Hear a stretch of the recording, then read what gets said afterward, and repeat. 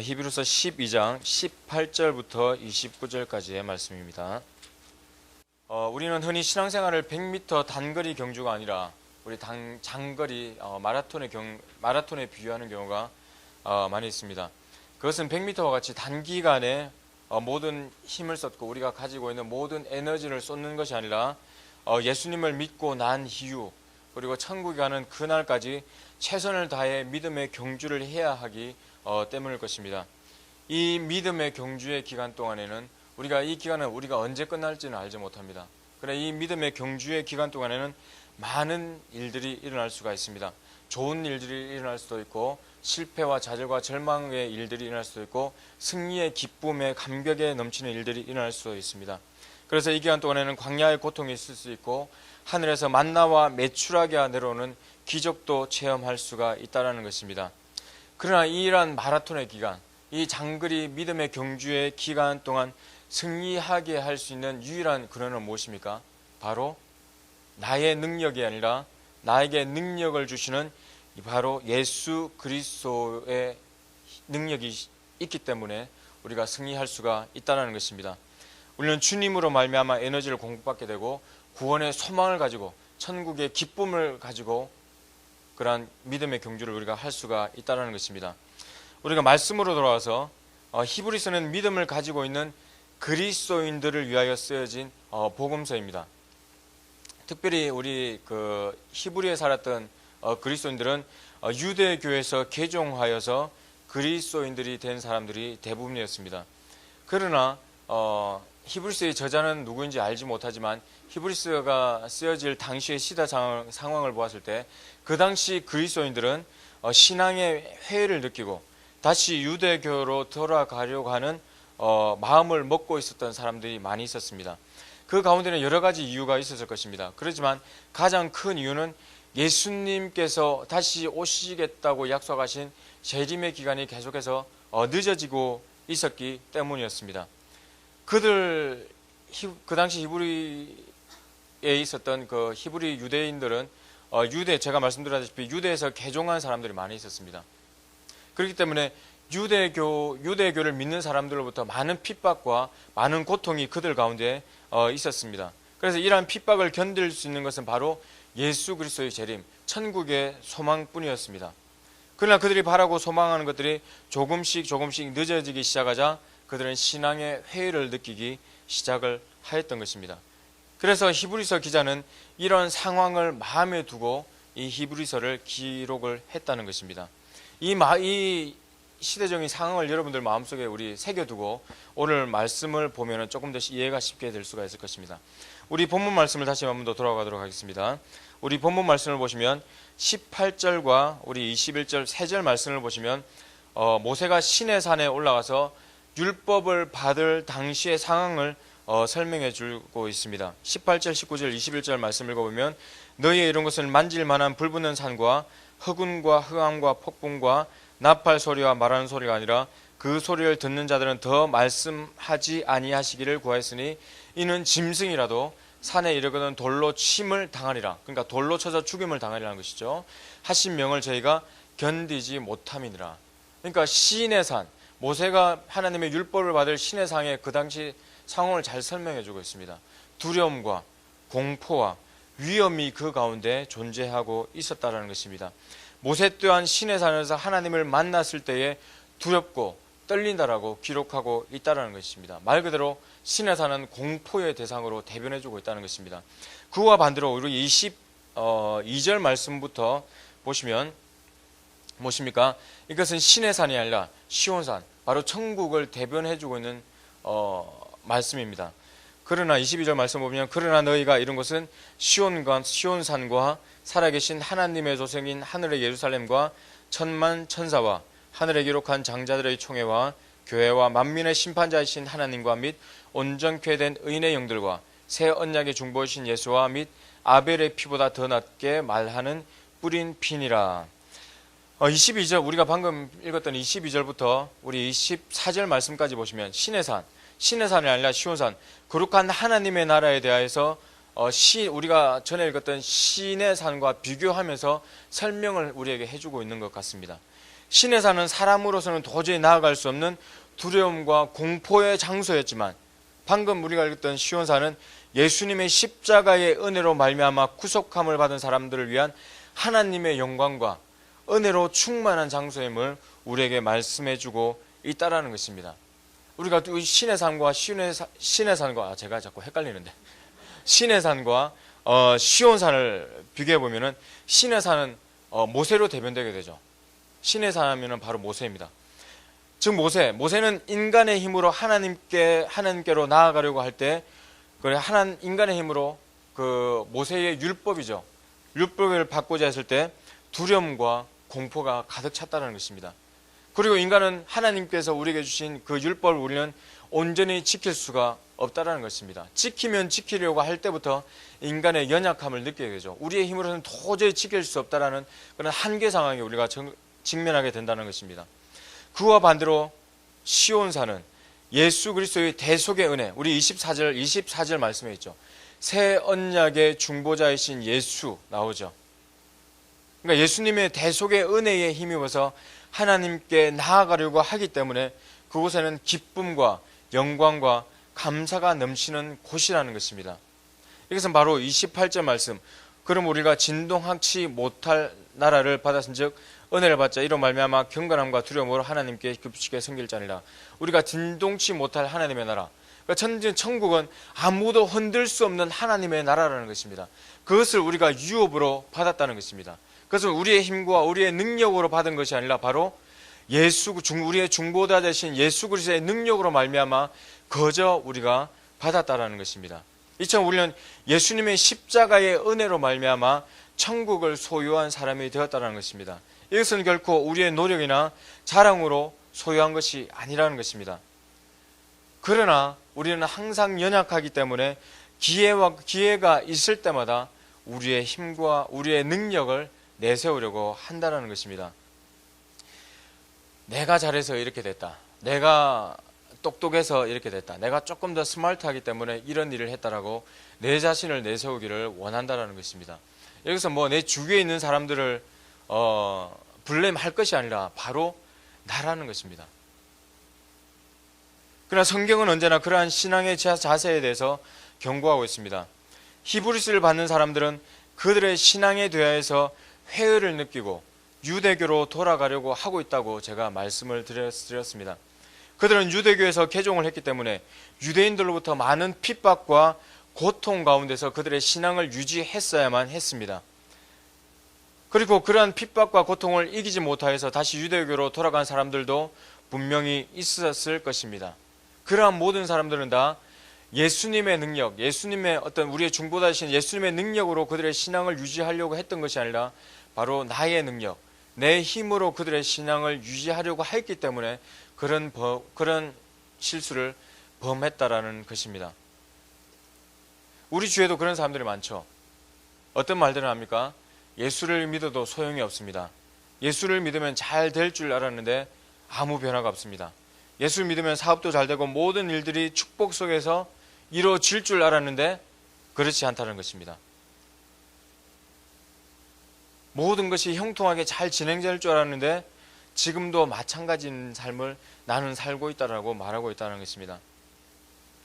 그래서 신앙생활 잘 하다가도 삶의 고난과 어려움이 닥치게 되면은 믿음을 헌신짝같이 포기하고 점집 찾아다니지, 믿지 않는 사람들이 점집을 찾아다니고 어디 좋은 무당 찾아다니지 교회를 이리저리 옮겨 다니는 사람들도 많이 있다는 것입니다. 그러나 우리가 믿는 예수 그리스도의 길, 우리가 걸어가야 할 길은 어떤 길입니까? 바로 예수 그리스도의 십자가의 길이라는 것입니다. 복음은 바로 십자가의 길입니다. 나를 부인하고 나를 내려놓는 길입니다. 나를 십자가에 철저하게 못 박고 하나님께서 내게 주신 십자가를 내 등에 지고 묵묵히 걸어가는 길이라는 것입니다. 그러나 주님께서 우리에게 이러한 십자가를 감당할 수 있는 능력을 또한 우리에게 주셨다는 것입니다.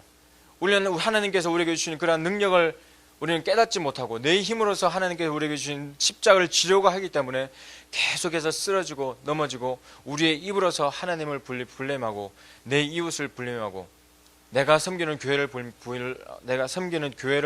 이렇게 블레임하는 오류를 계속해서 범하고 있다는 것입니다.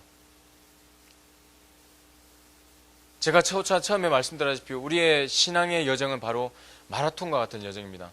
긴 시간을 우리는 걸어가야 합니다. 이 긴 시간을 걸어가야 할 때 정말 하나님께서 우리에게 정말 주시는 능력이 아니고서는 도저히 걸어갈 수가 없다라는 것입니다. 제가 지난 10일 동안 우리 터키 단기 선교를 다녀왔는데 잠시 짧게 그곳에 있던 일들을 간증하는 시간을 좀 가졌으면 합니다. 둘째 날에 저희가 그 터키 현지 교회를 방문을 하였습니다. 터키 현지 교회를 우리가 몇 군데 방문하면서 느낀 것은, 마음의 감동을 받은 것은, 우리가 교회 건물을 생각할 때 우뚝 솟은 첨탑과 십자가를 생각하는 경우가 대부분입니다. 그런데 제가 터키 교회를 방문했을 때는 그 요새와 같이 이렇게 되었더라고요. 그 현지 상가들 가운데 교회가 서렸었는데 다른 상가들은 다 유리로 이렇게 디스플레이가 되어 있어요. 근데 교회만은 철판으로 다 깔려져 있어요.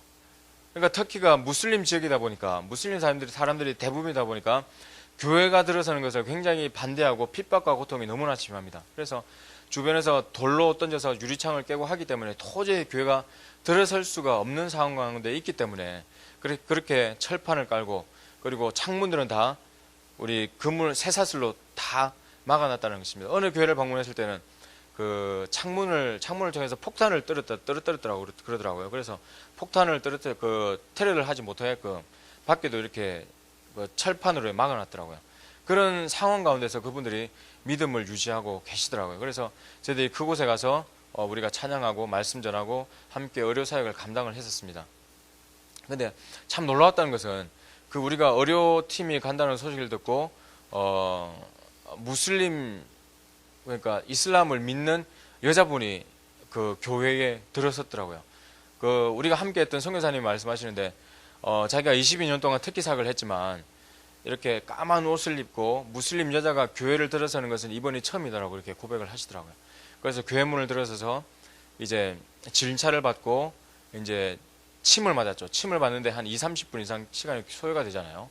그러니까 침을 받고 있는 동안 우리 중보기도 팀에 가서 머리에 안 쏘고 꼼짝을 못하니까 그 밖에서는 전도를 못해요. 무슬림이기 때문에. 자, 밖에 나가서는 뭐 예수님 믿으세요 절대 하지 못하면, 교회 내는 공식적인 자리이기 때문에 무슬림이 들어오든지 뭐 마호메트가 들어오든지 아무 상관이 없습니다. 머리에 손을 놓고 안수를 해야 되고, 발에다가 손을 놓고 안수해야 되고, 뭐 그것은 자유입니다. 그래서 머리에 안수를 하고 기도했죠. 다 중보기 옆에서는 찬양을 하고 기도하고, 그 다음에 예수는 하나님의 왕이다 이런 계속 찬양을 하고 중보를 계속했습니다.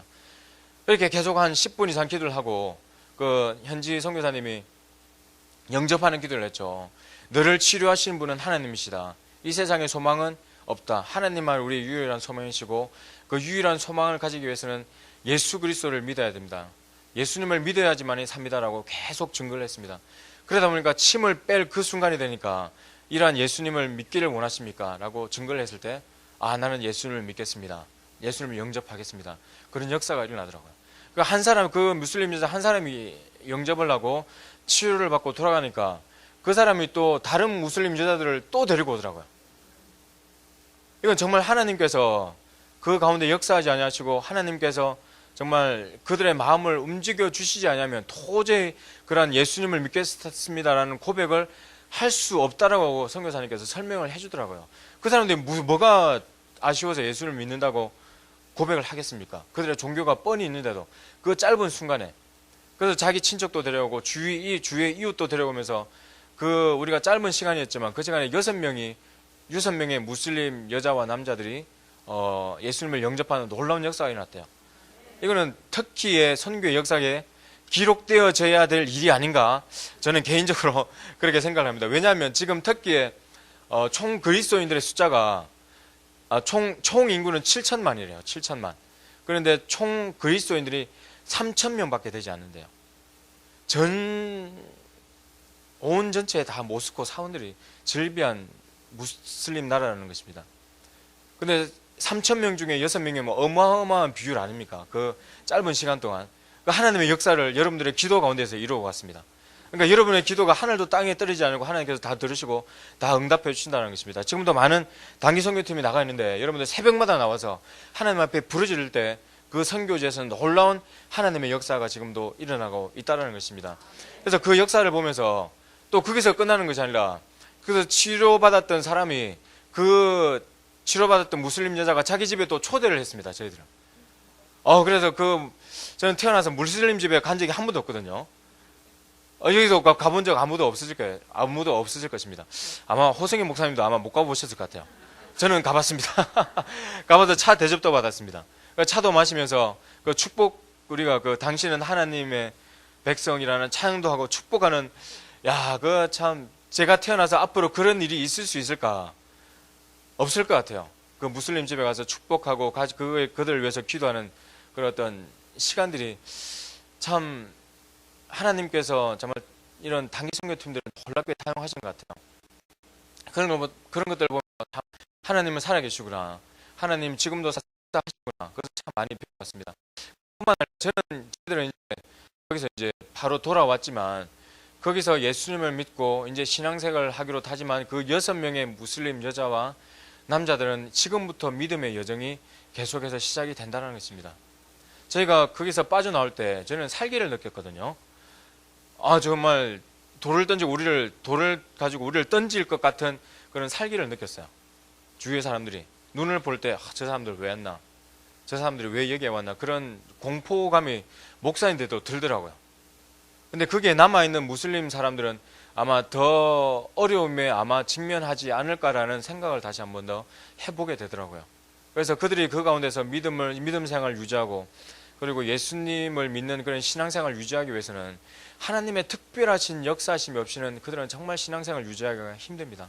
꿈 가운데서 그들에게 만나주시고 환상 가운데서 만나주시고 그런 믿음으로서 계속 하나님의 역사로서 그들을 계속해서 하나님께서 이렇게 세우지 아니하시면 그들은 언제 또 믿음에서 떨어져 나가지 못하는 그러한 어려움이 그들 가운데 있다라는 것입니다. 저들도 계속해서 그들을 위해서 기도해야 될 것입니다. 그렇죠. 그것과 마찬가지로 그들이 계속해서 그들의 핍박과 어려움 가운데서 신앙생활을 유지할 수 있는 유일한 힘은 바로 무엇입니까? 바로 하나님의 능력을 의지하는 길이라는 것입니다. 예수 그리스도의 능력을 의지하는 길이라는 것입니다. 하나님의 능력을 의지하지 않을 때는 그들은 하루도 못 가서 믿음을 포기할 수밖에 없습니다. 그러나 그들이 하나님, 즉 나의 죄를 위해서 십자가에 돌아가신 예수 그리스도를 그들의 삶의 소망으로 가지고 성령의 그런 능력을 의지하며 나아갈 때 그들은 분명히 믿음의 경주에서 승리를 할 것입니다. 그것과 마찬가지로 저희들 또한 마찬가지죠. 우리들 또한 삶 속에서 살아갈 때 비즈니스의 삶 가운데서 또 우리의 사업의 현장 가운데서 너무나 많은 유혹이 있고 너무나 많은 시험이 있습니다. 세상의 유혹이 있습니다.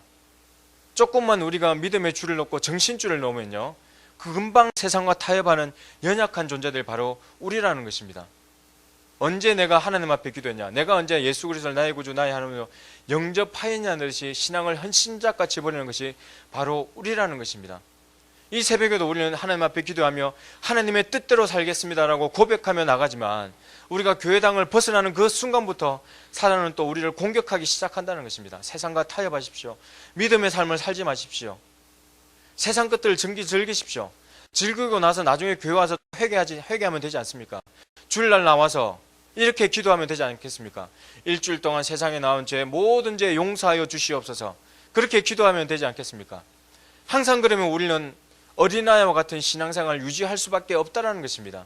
그러면 하나님께서 우리에게 주시고자 하는 그 놀라운 축복과 영적인 축복들, 우리 성경에서 하나님께서 우리에게 주시고자 또한 예비하시고자 하는 그런 놀라운 영적인 축복들 우리는 받지도 못한 채 천국에 들어갈 수밖에 없는 그런 어린아이 같은 신앙을 유지할 수밖에 없다는 것입니다. 여러분들, 하나님은 지금도 역사하고 계십니다. 하나님도 지금도 살아계셔서 우리의 인간의 역사들 이루어져 나가고 계십니다. 그러나 우리가 깨어서 하나님 앞에 기도하지 않냐고 우리가 신앙생활 가운데서 피 흘기까지 싸우지 않는다면 우리 하나님께서 성경에서 우리에게 주시고자 하는 약속들을 받지도 못한 채 우리는 이 땅을 떠나야만 하는 우리를 범할 수도 있다는 것입니다. 우리는 계속해서 우리의 신앙생활 가운데서 피 흘리기까지 하나님의 나라를 위하여서 하나님의 의를 위하여서 하나님의 능력의 삶을 살기 위해서 우리는 싸워야 할 것입니다. 우리 방금 읽었던 우리 히브리서 사람, 우리 히브리서 유대인들, 이들은 그들에게 다가오는 고통과 핍박을 견디지 못해서 다시금 유대교로 복귀하려고 하는 그러한 연약한 어린아이와 같은 신자애들이었습니다. 그러나 그들이 그러한 어려움과 핍박을 극복하고 나아갔을 때 하나님께서는 그들에게 놀라운 축복과 언약의 말씀들로 함께 하시고 실제로 그들의 삶 가운데 함께 하셨다는 것입니다. 우리가 다음에 계속 히브리서 13장 8절 말씀을 보시면 어떤 말씀이 있습니까? 예수 그리스도는 어제나 오늘이나 영원토록 동일하시다라고 말씀하고 있습니다. 아브라함의 하나님, 이삭의 하나님, 야곱의 하나님께서 지금도 살아가셔서 우리와 늘 함께 하심에도 불구하고 우리는 믿음이었기 때문에 예전에 하나님께서 하셨는데 예전에 하나님이시 지금 어떻게 최첨단 테크놀로지 시대를 살고 있는 우리 시대의 상황 가운데서 어떻게 그런 일들이 일어날 수 있을까? 우리 스스로 부인하는 믿음을 우리가 살아가고 있다는 것입니다. 그러나 성경 말씀은 우리에게 계속해서 우리에게 말씀해 주시고 있음에도 불구하고 우리가 그 말씀을 받지 못하고 우리 스스로 그 말씀을 부인하고 있다는 것입니다. 아니다, 되지 않는다. 하나님의 떨어지는 선포되어지는 말씀을 통해서 우리가 하나님의 말씀을 묵상할 때 그 말씀을 아멘하고 우리가 받아들이고 그 말씀 우리가 삶 속에서 실천할 때 하나님의 놀라운 역사가 우리의 삶 속에서 일어난다는 것입니다. 그렇기 때문에 지극한 불경기 가운데서도 사업의 실패 가운데서도 직장 생활의 어려움 가운데서도 우리가 구원의 기쁨의 감격을 가지고 살아갈 수 있는 이유가 무엇입니까? 바로 하나님의 말씀이 살아서 우리의 가운데 있기 때문에 우리가 살아갈 수가 있다는 것입니다. 오늘도 우리에게 기도하며 결단하며 나가길 원합니다. 세상 것들을 벗어버리길 원합니다.